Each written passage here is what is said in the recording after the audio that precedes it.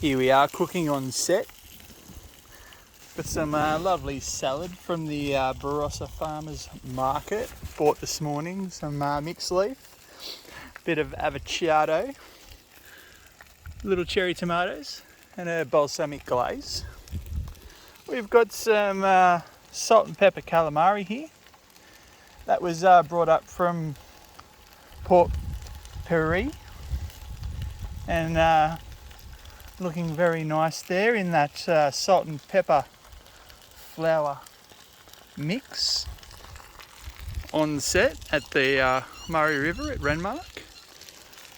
Got a couple of Riviera steaks on the pan, cooking nicely, medium well and medium rare. They'll come up nicely. A little bit of a surf and turf here on set. Just getting some sauce to go with the steak. It's a travesty. It's a travesty. Tomato sauce on steak. What to do? It's been weeks on the road. Trying times. We're at the Penfolds winery today. Had a couple of vinos. Yeah. Then we went to Maggie Bell. A bit of an eagle there for you. How's that there? Hey, don't get that on set much in the kitchen at home. Looking lovely.